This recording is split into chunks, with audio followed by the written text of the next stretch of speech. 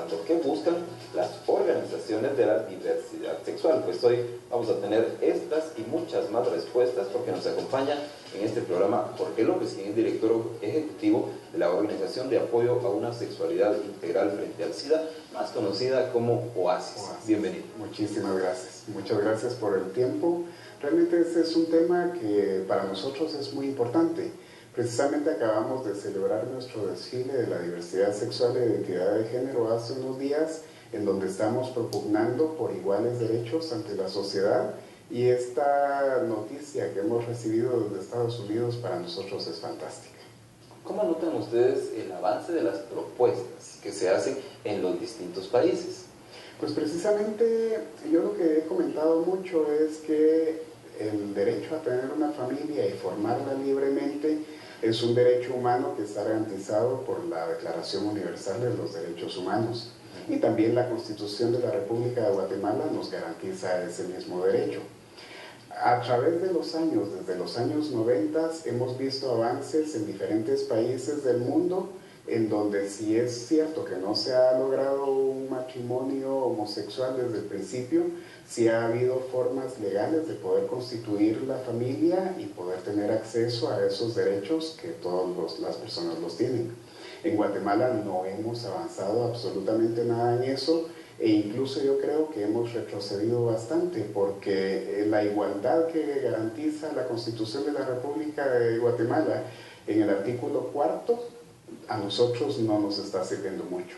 Entonces nos da mucha alegría cuando observamos que en cada uno de los países, especialmente de la Unión Europea, de Norteamérica y en algunos de Sudamérica, que se va avanzando en estos temas, y es prácticamente un eco el que estamos escuchando aquí en Guatemala.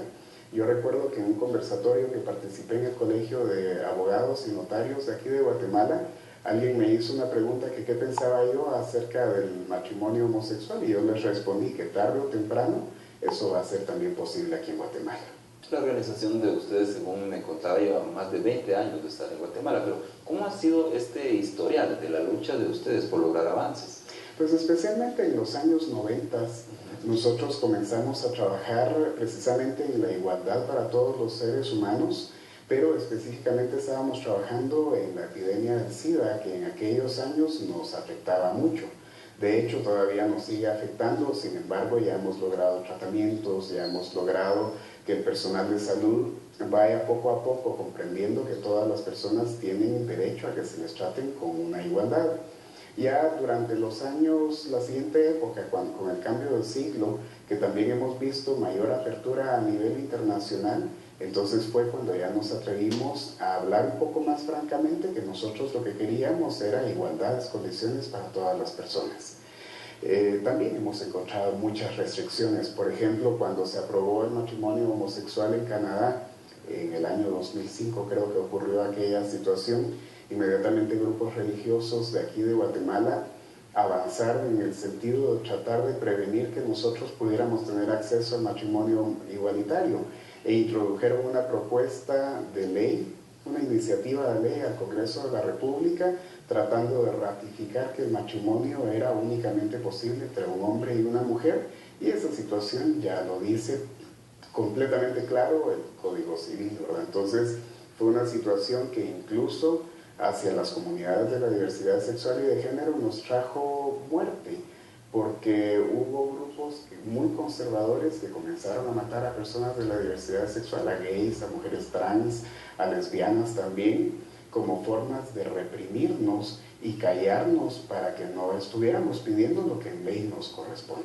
Ya que usted menciona a los años 90, en esos tiempos pues se relacionaba mucho el SIDA con la diversidad sexual o con la homosexualidad. ¿Está aún esa idea en la sociedad? Bueno, más allá de la idea, obviamente sí hay un estigma y la discriminación que se desprende de todo ello, pero tiene una base fundamentada en la realidad, y es que la prevalencia de VIH es bastante más amplia y más grande dentro de grupos de homosexuales y mujeres trans. Lamentablemente eso no se llega a comprender, que esa gran vulnerabilidad que tenemos al respecto del VIH no es por nuestros comportamientos sexuales, sino es por la exclusión social a la que hemos estado expuestos. Muchas personas de la diversidad sexual, al no tener acceso a una familia, precisamente, que es el tema también que estamos hablando, al trabajo, a la educación y a todos los demás derechos, se ven en la necesidad de sobrevivir en las calles, probablemente a través del trabajo sexual, en donde es completamente comprensible que van a estar mucho más expuestos a la epidemia del VIH. En el año 2000 hicimos una investigación que era un estudio multicéntrico centroamericano de ITS, VIH, SIDA y comportamientos, así se le llamó, que lo hicimos con socios de Estados Unidos, por ejemplo, el CDC de Washington, el Programa Nacional de SIDA de Guatemala y algunos otros, en donde encontramos 11.5% de prevalencia de VIH entre homosexuales.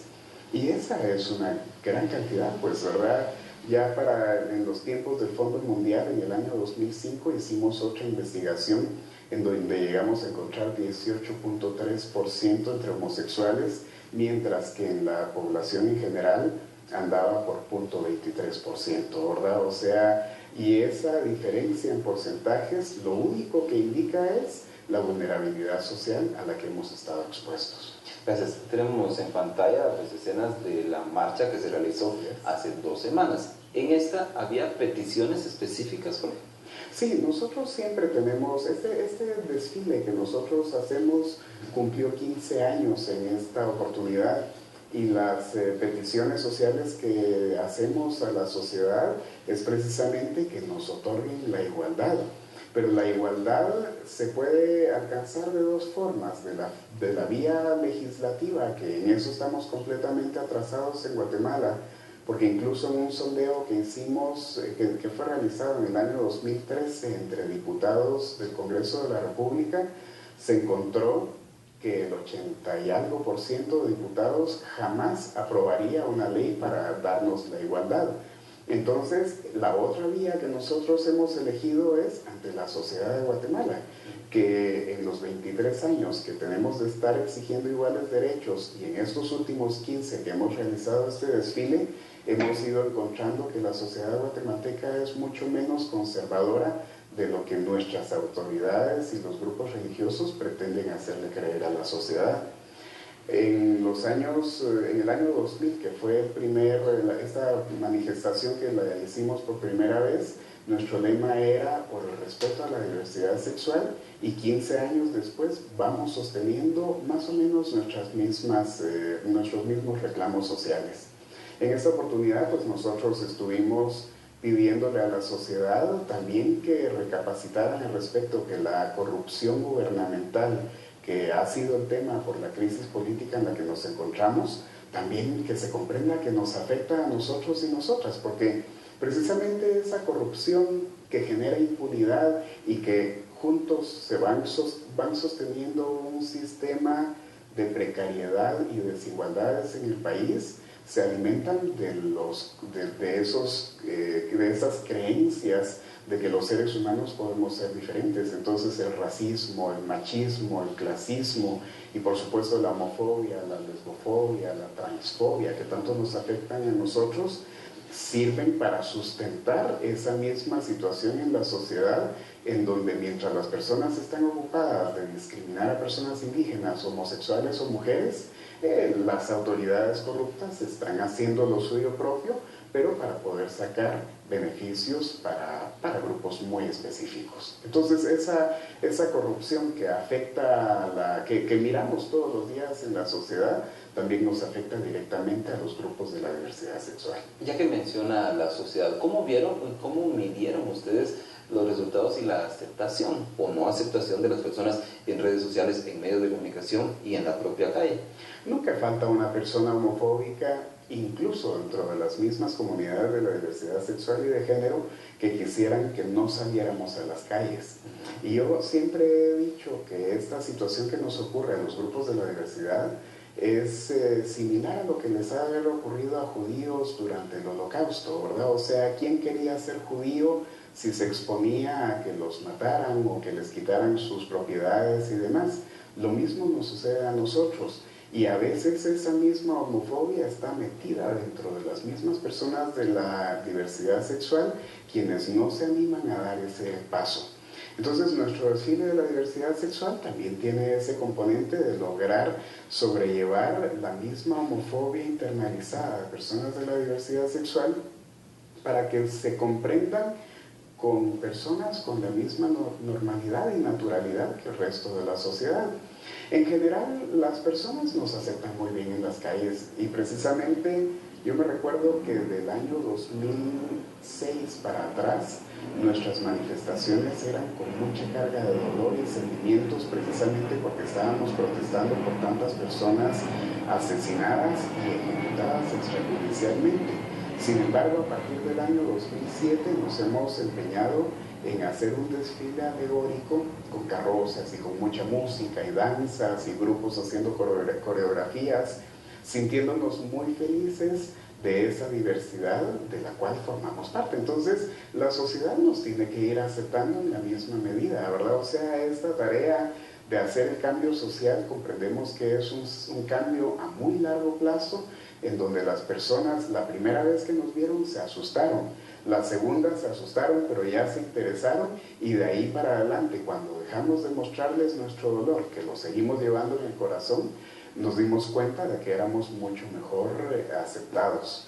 En este año pues también teníamos un poco de pena de volver a ser víctimas de violencia electoral, como ya nos ha ocurrido en otros años. Cada vez que hay elecciones también miramos que algunos partidos políticos tratan de usarnos como botín electoral, ya sea para caernos bien a nosotros mismos o también para usarnos para que nos pongamos en pugna contra algún partido en especial. Sin embargo, este año, igual que algunos otros para atrás en el pasado, hemos tenido el acompañamiento no solo de la Procuraduría de los Derechos Humanos, que nos garantiza un poco de estabilidad, puesto que la nuestra es una manifestación pacífica y sin armas, y de eso da fe la Procuraduría. Ya hace 2 años también hubo algunos grupos religiosos que nos trataron de confrontar, querían poner un concierto juvenil de música cristiana en el lugar en donde íbamos a pasar,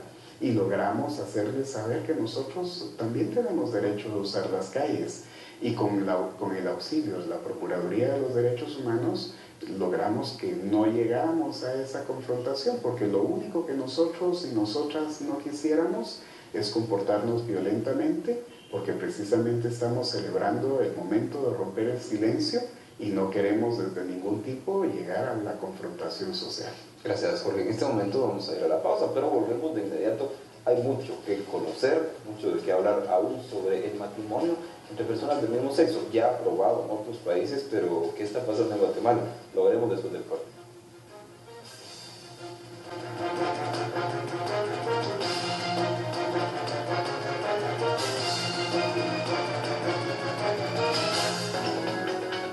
Los temas más importantes que inciden en la vida de los guatemaltecos son analizados por expertos en El Rostro de la Noticia. Estamos en El Rostro de la Noticia, aquí analizando las temáticas más importantes para los... Ahora, El Rostro de la Noticia a las 15:30 horas, solo por TN23. Todo noticias, las 24 horas.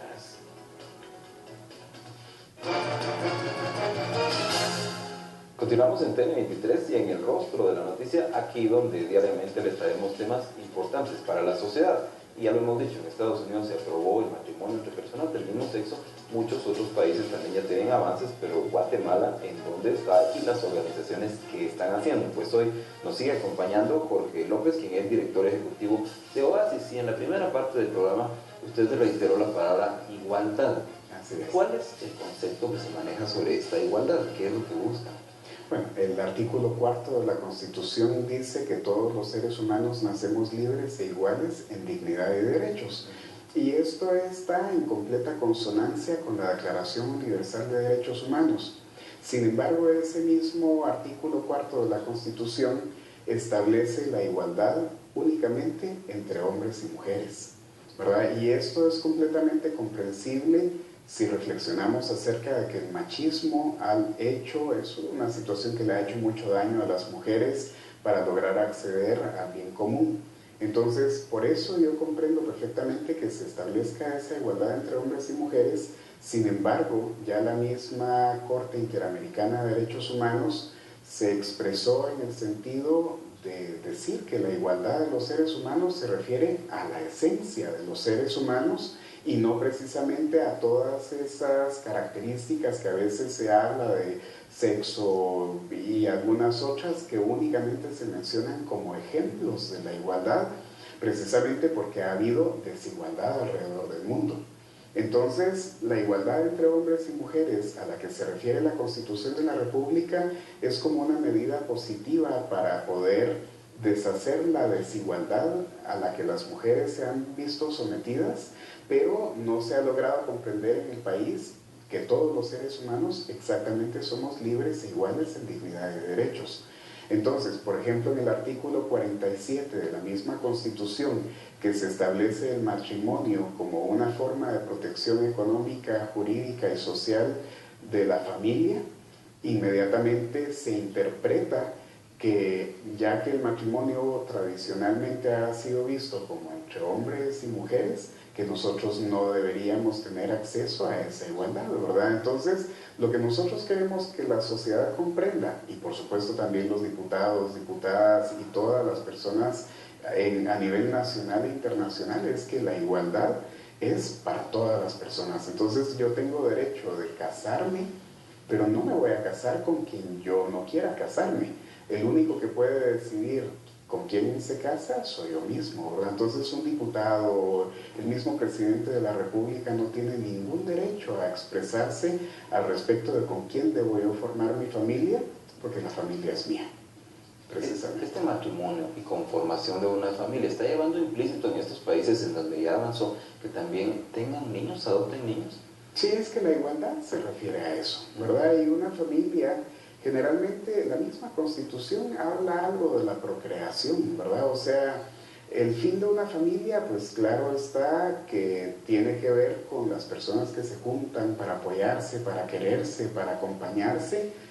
Obviamente en las parejas heterosexuales tiene que ver la reproductividad, pero en el caso de las parejas homosexuales, no solo a través de la reproducción natural es que se puede llegar a tener hijos, aunque también cada una de las personas que integran en esa familia tiene todo el derecho de tener sus propios hijos biológicos. Entonces, también ya han sido realizados muchos estudios a nivel mundial en donde se ha logrado determinar que los niños que crecen en familias homoparentales, o sea, con dos papás o dos mamás, no tienen nada que desearle a los niños que crecen en familias heterosexuales. Precisamente ya la Corte Interamericana de Derechos Humanos estableció en el 2013, a través de una sentencia, es el caso Atala, Rufo e Hijas versus el Estado de Chile, que a esta mujer lesbiana le habían quitado sus hijas porque ella tenía una relación homosexual con otra mujer.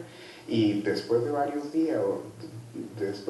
años de litigio en Chile, se le volvió a otorgar la potestad de sus hijas, ¿verdad? No hay ninguna razón para que una persona o una familia homoparental no pueda tener también esa maternidad o paternidad como cualquier otra familia. Así como hay estudios que ustedes mencionan, los cuales indican que no causa ningún efecto en el niño, hay otros que dicen lo contrario. ¿Qué opina usted sobre estos otros? Bueno, también hay que tener en cuenta que muchas veces cuando se hacen las investigaciones se puede tener prejuicios. Y también hay que tener en cuenta que en las familias heterosexuales también ocurre violencia en contra de los niños, ¿verdad? O sea, para mí es muy doloroso mirar en las noticias cuando se sabe que una madre mató a sus hijos o alguna situación, ¿verdad? O sea, esa violencia que puede ocurrir en cualquier familia también podría llegar a ocurrir en las familias homoparentales, ¿verdad? O sea, no estamos tratando de tapar el sol con un dedo al respecto de que todo puede ser felicidad en todas las familias, específicamente cuando miramos que hay una sociedad tan insatisfecha por todas las inequidades sociales que nos ocurren, ¿verdad? Entonces, ¿cómo se espera que todas las familias y que todas las personas podamos ser felices y estar bien con nosotros mismos y con nuestra sociedad si a la hora que salimos a la calle miramos asesinatos, miramos tantísimas cosas, ¿verdad? Entonces, yo creo que los estudios a los que nosotros hemos hecho referencias han tratado de verificar que esos niños o niñas que estén en familias formadas por 2 papás o 2 mamás no son diferentes a las otras familias del resto de la sociedad, ¿verdad? Gracias. Para llegar a este punto, la igualdad que ustedes están solicitando, ¿qué tiene que pasar en Guatemala? ¿Son cambios legales? ¿Quién tiene las decisiones?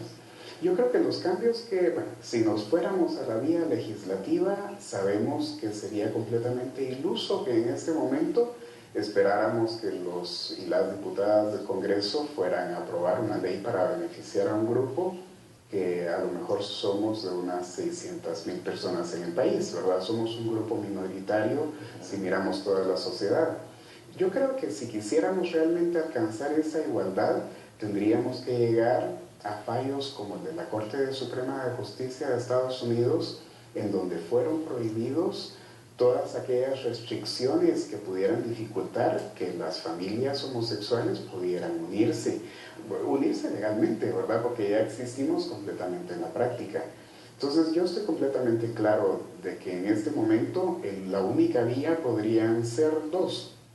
Una a través de la Corte de Constitucionalidad, pero también miramos que lamentablemente nuestra Corte de Constitucionalidad es una entidad completamente politizada que falla de acuerdo a las situaciones de presión que se estén dando en el país y no precisamente apegada completamente a derecho, y esa es una gran carencia que tenemos. La otra vía, que es mucho más tardada, es la del derecho internacional de los derechos humanos, puesto que Guatemala es signataria de muchos instrumentos internacionales en donde se garantiza que esa igualdad algún día va a ser para nosotros y nosotras también. De hecho, el artículo 46 de la Constitución de la República de Guatemala garantiza en la preeminencia de las normas jurídicas también las normas que vienen a través de los tratados internacionales en materia de derechos humanos que han sido aprobados y ratificados por el Estado. Pero lograr que estas instancias internacionales logren hacer sentencias favorables a la población implica toda una etapa de litigio estratégico internacional que no solo es bastante dificultosa, sino también comprendemos que es a largo plazo. Que ustedes no la han iniciado. Precisamente no la hemos iniciado porque la vía que nosotros elegimos fue convencer a la sociedad de esa normalidad que teníamos y también convencer a las mismas personas homosexuales y lesbianas y trans y toda la diversidad sexual y de género de que tenemos esos derechos, porque mientras en los años 90 estábamos completamente escondidos diciendo que éramos heterosexuales o fingiendo bisexualidad para que el resto de la sociedad no nos criticara tanto, entonces nos íbamos metiendo dentro de nuestra cueva y la sociedad no sabía que existíamos. En el primer desfile que hicimos en el año 2000 éramos alrededor de unas 200 personas. En el que tuvimos hace unas semanas fuimos 10,000 personas que salimos celebrando esa diversidad, y cada vez que una persona comprende que es sujeta a derechos también con completa normalidad, entonces se convierte en un defensor, en una defensora de sus propios derechos humanos. Gracias, estamos por concluir, de hecho faltan 30 segundos para sus consideraciones finales, por favor. Muy bien, pues específicamente agradecer este espacio en televisión y también decirle a la sociedad guatemalteca que no estamos tratando de homosexualizar a la sociedad, sino simplemente estamos exigiendo esos derechos que son para nosotros. Y en el caso del matrimonio, yo tengo derecho de casarme con quien yo decida, o incluso tendría derecho de decir, no me quiero casar, pero solo podré decir no me quiero casar cuando exista la posibilidad de una norma legal que me proteja. Jorge López. Muchísimas gracias por el tiempo. A usted muchas gracias por estar con nosotros, aceptar esta invitación para hablar sobre este tema importante y actual para la sociedad. Con todos estos datos que nos ha brindado, pues esperamos que usted saque sus propias conclusiones. Como siempre, agradezco su preferencia, lo invito a quedarse en esta frecuencia TN23. Tienen noticias y vienen programas que también van a interesarle mucho.